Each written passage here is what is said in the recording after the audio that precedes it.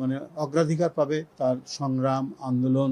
আপনারা দেখছেন যে সকাল থেকেই ফর্মের জন্য সারা দেশ থেকে আসা আমাদের মানে মহিলা নেত্রীরা তারা আসছেন এবং তারা এসে ফর্ম কিনছেন এবং ফর্ম পূরণ করে আজকেই তারা জমা দিবেন। আজও ফর্ম বিক্রি হচ্ছে, এখান থেকে বিতরণ হচ্ছে। আপনারা দেখেছেন যে সকাল থেকেই আমাদের যারা এখানে কাজ করছেন, অফিসের যারা কাজ করছেন, ফর্ম বিতরণের জন্য যারা বসে আছেন, তারা দিন রাতি কাজ করেছেন। কালকেও অনেক রাত পর্যন্ত তারা কাজ করেছেন। এটাকে আবার প্রসেস করার আরো তো বিভিন্ন বিষয় আছে, সেগুলো সম্পন্ন করা হচ্ছে এই অফিসে। আমরা আশা করি যে যারাই এখানে দিয়েছেন, ফর্ম কিনেছেন এবং যারা জমা দিবেন, প্রত্যেকেই দলের অত্যন্ত, আমি মনে করি, বিশ্বাস করি যে নিবেদিত প্রাণ মহিলা দলের নেতা অথবা বিএনপির নেতা অথবা বিভিন্ন অঙ্গ সংগঠনের তারা নেতা। তাদের আন্দোলন সংগ্রামে অনেক অবদান আছে। রাজপথে তারা পরিশ্রম করেছেন, নিপীড়িত হয়েছেন, নির্যাতিত হয়েছেন।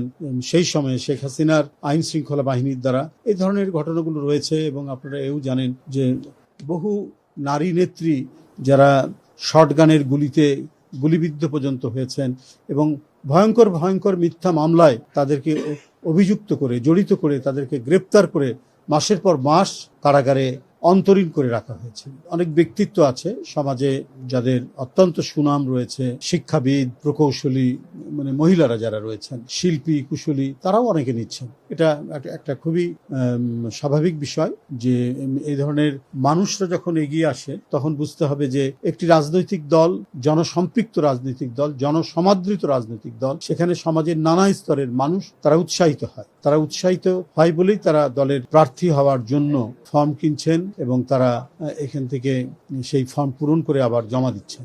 তো সবকিছু মিলিয়েই আমি মনে করি বেশ আজকে 3 দিন হয়ে গেল, আজকে শেষ দিন এবং অত্যন্ত আনন্দঘন পরিবেশে আমাদের মহিলা নেত্রীরা, বিএনপি, মহিলা দল এবং অন্যান্য অঙ্গ সংগঠনের যারা ঢাকায় এসেছেন সারা বাংলাদেশে এবং ঢাকায় যারা এখানে কাজ করেছেন, বিগত সংগ্রামে যাদের অংশগ্রহণ ছিল, তারা স্বতঃস্ফূর্তভাবে ফর্ম কিনে সেটা পূরণ করে জমা দিচ্ছেন। গতকালও অনেকে জমা দিয়েছেন, পরশুদিনও অনেকে জমা দিয়েছেন। যেহেতু আমরা প্রথম দিন থেকেই বিতরণ এবং জমাদান এই দুটা মানে একই সময়ে রেখেছি, সুতরাং সেই হিসাবে কোনো ছিল না যে বিতরণ এই সময় পর্যন্ত এরপরে জমা শুরু হবে, তা না, একই সাথে দুটো চলবে এবং সেই হিসাবেই এখানে কার্যক্রমটা চলছে। তো আমার বিশ্বাস যে সমস্ত বিষয়গুলো এর আগে আমরা বলেছি যে আমাদের বাংলাদেশ জাতীয়তাবাদী দলের নেতৃবৃন্দ তারা মানে যে বিষয়গুলি সবচেয়ে বেশি বিবেচনা করবেন সেটি হলো যে তার সংগ্রামে, আন্দোলনে তার ভূমিকা, তার ত্যাগ, তার শিক্ষাগত যোগ্যতা,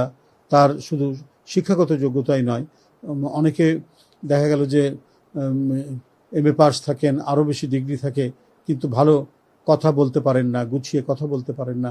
পার্লামেন্ট, এখানে আইন কানুন জানতে হয়, এখানে অনেক টেকনিক্যাল বিষয় থাকে, সেগুলো বলতে হয়। এই ধরনের মানে অত্যন্ত গুণী মহিলা, এক কথায় যারা আমি বলবো আমাদের দলের, তাদেরকে বাছাই করার ক্ষেত্রে দল নিঃসন্দেহে তাদের সুচিন্তিত মতামত দিয়েই তারা বাছাই করবেন এবং সেখানে যে ক্রাইটেরিয়াগুলো বললাম আমি, সেই হিসাবেই তারা নেবেন। তো সেই ক্ষেত্রে মানে অগ্রাধিকার পাবে তার সংগ্রাম, আন্দোলন এবং তার মানে উনি তো রাজনীতিবিদ, রাজনীতি করলে তো মানুষ নানাভাবেই অনেক বিষয়ে অবগত থাকে এবং দেশ বিদেশের রাজনীতি সম্পর্কে অবগত থাকে। আমাদের সমাজের নানা সংগতি অসঙ্গতি নিয়েও তারা অবগত থাকেন। সুতরাং এই ধরনের লোকরাই তো রাজনীতি করেন এবং তাদেরকেই রাজনীতিবিদ বলে।